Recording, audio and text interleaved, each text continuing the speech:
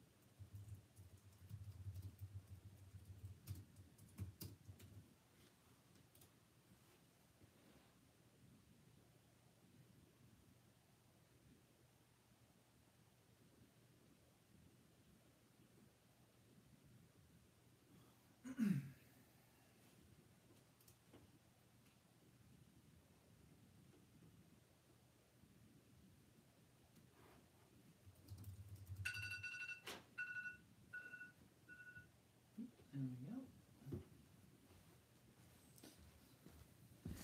Oh.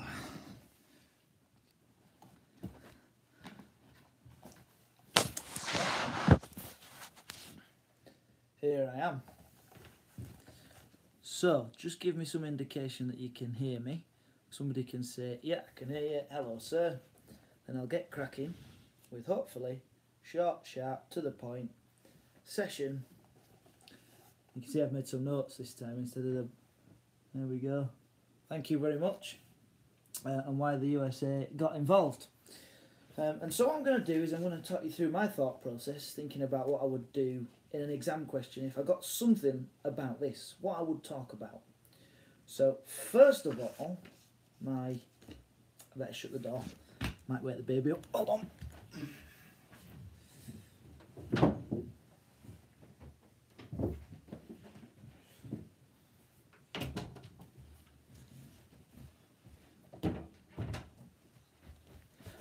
Okay, first of all, my main reason. So I've just marked some Year 11 papers, and Year 11, if you're in my class, you'll get them tomorrow. You've done pretty well. But some of you are still missing a main reason. Very important. It'll be in all my podcasts like this, my YouTube lives. And so my main reason is the domino theory. Hopefully you've tried to prepare what you'd write about. This is usually one that's quite easy to remember. And in my opinion, would be my main reason as to why the USA got involved. So, it was a popular theory because it looked to be happening. If I'd have been on the ball, I'd have had a map. But communism first originated in Russia. And all of the countries that fell to communism in the first half of the century and just after the Second World War were connected to another communist country. So it did look like a domino train, where they were all going down. So you can see why it was a popular theory that people in America were looking and going, hold on a minute, this looks like it's just going to keep going and keep going, and it could end up taking over the entire world. Bonus bit of knowledge, the communist theory was that it would eventually take over the entire world, and it was the natural progression of the world that it would become communist. So they had a reason to think that.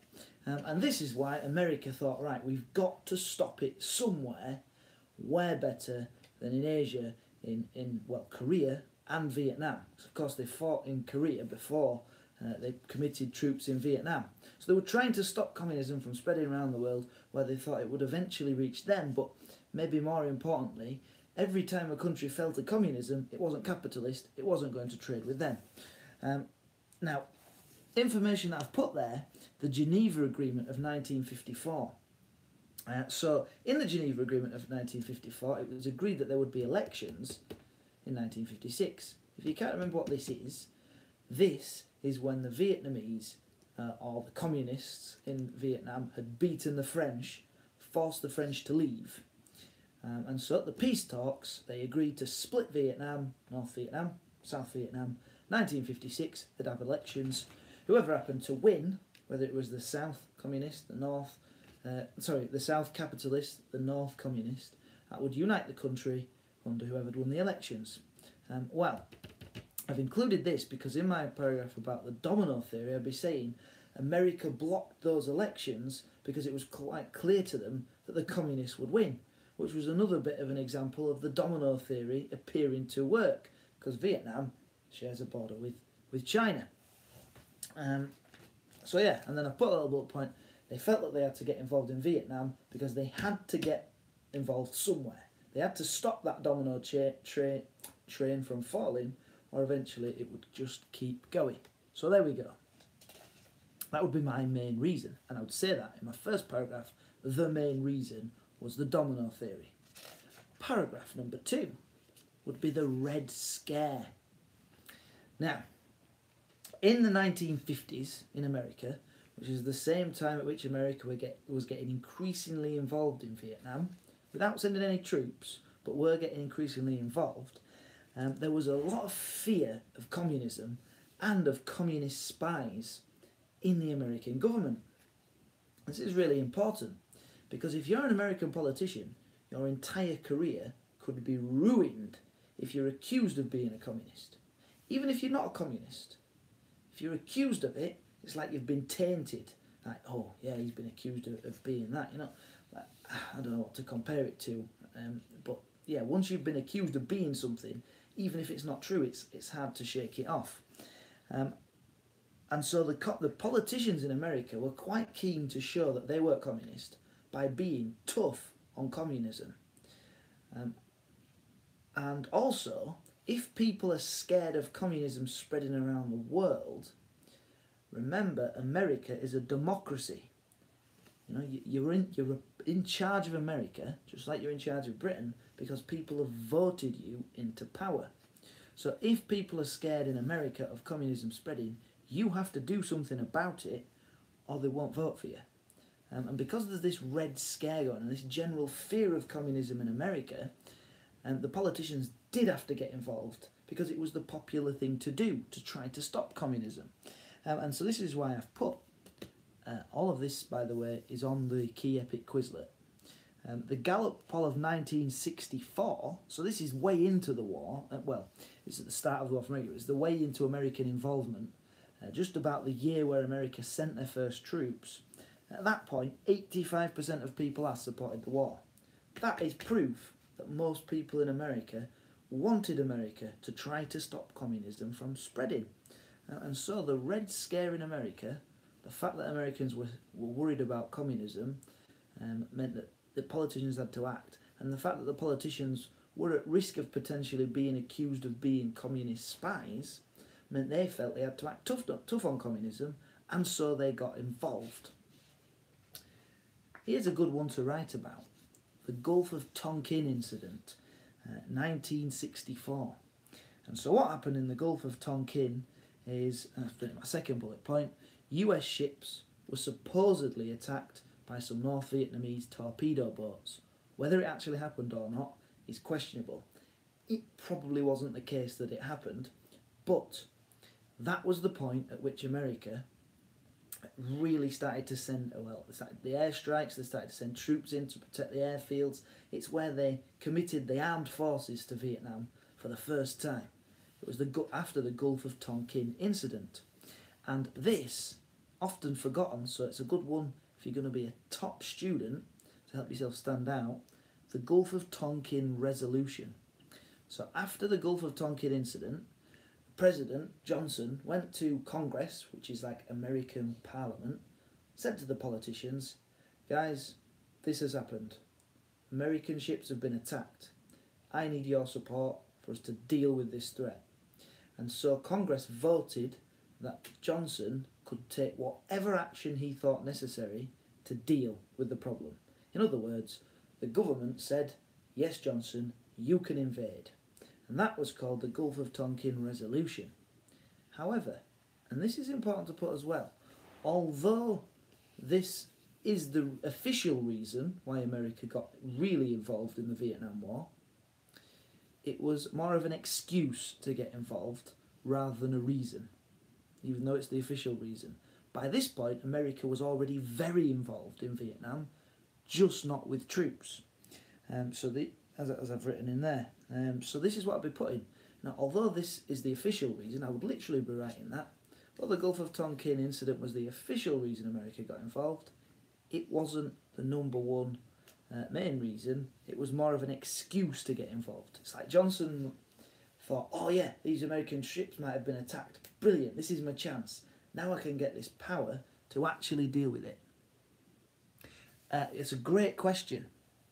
Vietnam itself was at war with itself. So South and North Vietnam were fighting each other. The question, though, is why did the USA get involved? So before this point, America had been sending weapons, America had been sending money, America had been sending advisors to try to advise the South Vietnamese military on what to do when fighting the communists. So yes, they had been fighting before 1964, but it hadn't been American troops, American people doing any of the fighting. So they needed an excuse to actually wade in, because it wasn't their country. And the excuse they gave was the Gulf of Tonkin incident. And so, that's it. if I just run through, I want to make it, thanks for the question, great question, other people would be thinking it. Why the Americans got involved? Well, the domino theory, they felt they had to take a stand somewhere. The Red Scare, the politicians were feeling they had to show that they were going to be tough on communism, and the people wanted them to take a stand on communism. And the Gulf of Tonkin incident, which, although was the official reason America got involved, was more of an excuse than an actual reason. So, last bit is just to make completely aware, all of the information that was in there is on the key Quizlet on Vietnam. Memorise, revised, keep doing that over and over again, you'll smash the exams. And next week, what I'm going to do is how to do an interpretation question on the Vietnam topic. Vietnam civil rights, you know, the same thing. It's a weakness that we've perceived might be out there. We've not had much chance to practice many of them. And we're linked, certainly to my class's homework, and probably to everybody's homework next week, 8:30, same time. And what you want to do, of course, when you've got your homework, is to think, how would I answer this? See if you're on the right lines, and listen to me, and you'll see if you're on the right lines. So, hope that was useful. I'll give you a chance to ask any last questions if you've got any. It can be about anything to do with history, of course. Don't ask me about this result of the Super Bowl or anything weird like that. Where's my big gun? Otherwise, I'll log off. Short and sweet.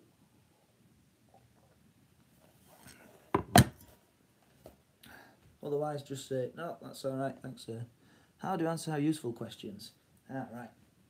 Okay, well, I can quickly blast through that. But if you go on my channel, look back through the videos, there's the mock exam. It says Whitechapel paper review or something like that. If you can't find it, drop me an email, I'll send you the link. And you can see me talk through a how useful question. But basically, everything has a use. We got this empty Amazon package is useful to a postman. But if you were saying how useful is it to a surgeon, you'd be like, it's not very useful. But it is useful because you could put bits of body parts you've cut out in it. You know, everything has a use. You've got to think, what are you being asked? Useful in respects to what? So how useful is it in respect to what the question? I don't know what your question is, but it will have a use. And the easiest way to check it is against your own knowledge. So what do you see in the source that you recognise? And you go, well, history tells us that this is true. This did happen. Or even better, this seems to be a little bit exaggerated because our own knowledge, or my favourite phrase, history tells us that actually this happened. So you look at the content, you think, is that right? And there's probably going to be stuff that is right and that might be a bit not quite right. And then you look at the provenance. Who's created the source? Why have they created it? Is it a newspaper? They might exaggerate to sell stories. Is it a photograph? Yes, they show what was going on right there at that split second. But what it doesn't show is what the photograph is questionable for. So you check it against your own knowledge and you look at the type of source and you think, could I trust that type of source? So, unless there's any more, you can ask me about what I've just said about how useful if you like. Otherwise, I'm going to take my little pad, I'm going to put it back over there, I'm going to make sure I'm all prepared for your lessons tomorrow. And I might even treat myself to going to sleep, you never know. If you're alright, just say, thanks sir, see you later, and I'll log off.